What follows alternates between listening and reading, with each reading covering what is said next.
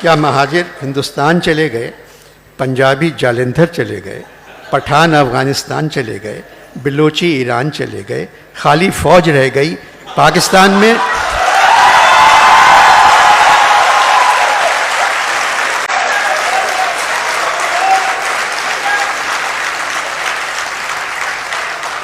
दूसरे दिन मैं अपनी मकबूलियत की माफ़ी मांगने मीर साहब के घर गया। वो लेटे हुए टेलीविज़न देख रहे थे। यहाँ टेलीविज़न भी बग़ैर बिजली के चलता है।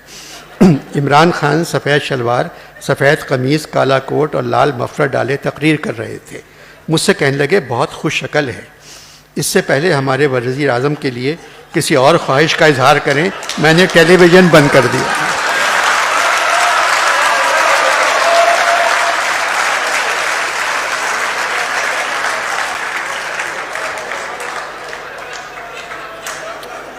मैंने टेलीविज़न बंद कर दिया।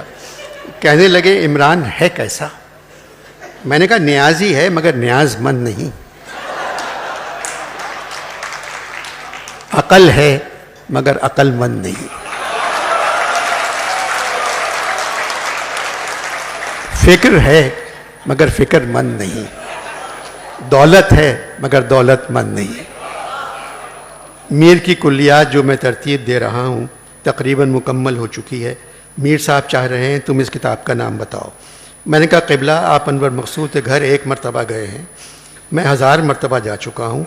वो ऐसा नाम बताएगा जिसके कई मतलब निकल आएंगे। कहने लगे, वो मुझे तुमसे ज़्यादा जानता है, मेरी इज़्ज़त करता है और मुझे शायरों का खुदा मानता है। फिर मैंने हिम्मत करके जो नाम तुमने पिछले ख़त में लिखा था वो बता दिया। मैंने कहा, अनवर मकसूद चाहता है आपकी कुल्लियात का नाम ख़वातीन व हज़रात होना चाहिए।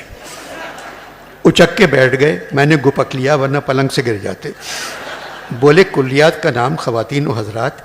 मैंने बताया, अनवर ने लिखा था 2000 अशार ख़वातीन के बारे में, 2000 अशार हज़रात के बारे में। कहने लगे, अब नाम समझ में आया, रख दो। टेलीविज़न लगाया। इमरान की तकरीर ख़त्म नहीं हुई थी। ज़ोर से अपना एक मिसरा पढ़ा, अल्लाह रे क्या नमक है आदम के हुस्न में भी। मैं खुदा हाफिज़ कह के चला आया। अपने क्वार्टर पहुंचा।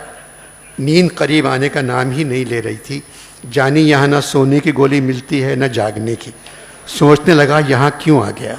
साक़ी फ़ारूक़ी की तरह दूसरी तरफ जाना पसंद कर लेता। आग की वजह से कम से कम चाय तो गर्म मिल जाती। कुछ दिन पहले मगरिब के बाद फैज़ साहब से मुलाकात हुई। कहने लगे, पाकिस्तान में तब्दीली आ गई है। मैंने कहा, मुझे मालूम है, अब लाहौर में मेला चरागां की जगह फैज़ मेला होता है। कहने लगे, अदबी तब्दीली की नहीं, हम सियासी तब्दीली की बात कर रहे हैं, नए पाकिस्तान की। मैंने पूछा, क्या मतलब नया पाकिस्तान? क्या महाजिर हिंदुस्तान चले गए?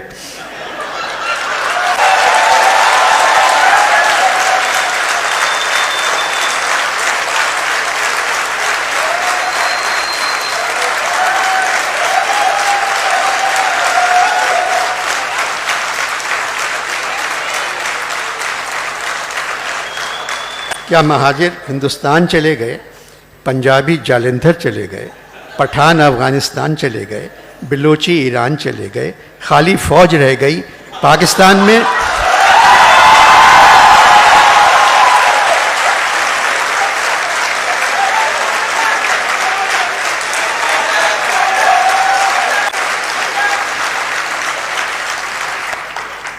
खाली फ़ौज रह गई। पाकिस्तान में वो तो शुरू से थी,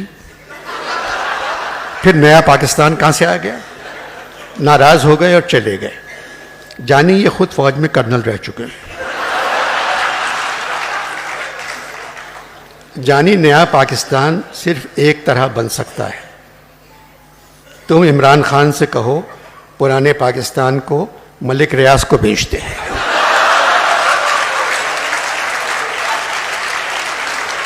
और नया नाज़माबाद के पीछे नए पाकिस्तान की बुनियाद रख दे।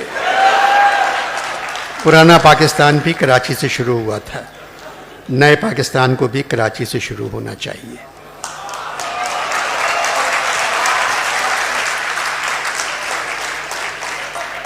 तुमने ख़त में लिखा था तुम्हें एक फंक्शन में शायरी और सियासत पे बात करना है। पाकिस्तान क्या सियासत से ठीक हो सकता है या शायरी से?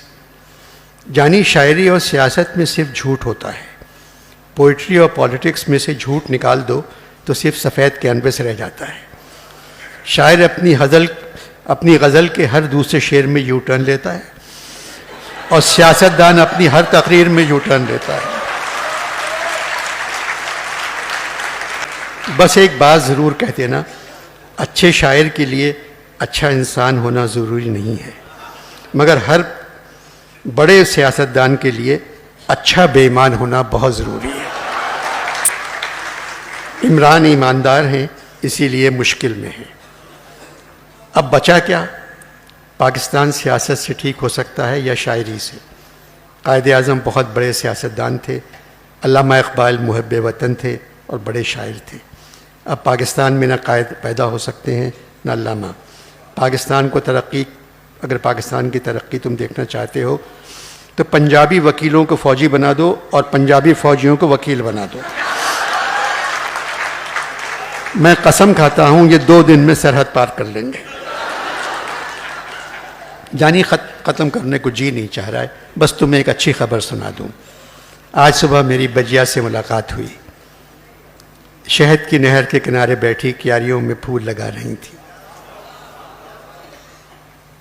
10-15 हूरें उनके साथ थी। मुझे देखकर खड़ी हो गईं और दोनों हाथ फैलाकर कहा, इधर आओ बेटे, कैसे हो, किधर हो, कहाँ हो? भाई तुम अपनी सेहत का ख्याल रखो। मैंने बजिया को बताया नहीं कि हम मर गए हैं। जानी, अब बताओ हम और बजिया क्या करें? आसमानों में गिर पड़े यानी हम ज़मीं की तरफ उड़ान में थे। तुम्हारा जौन जानी जाने मन। ज़मीं की तरफ उड़ान में थे, तुम्हारा जौन जानी जाने मन।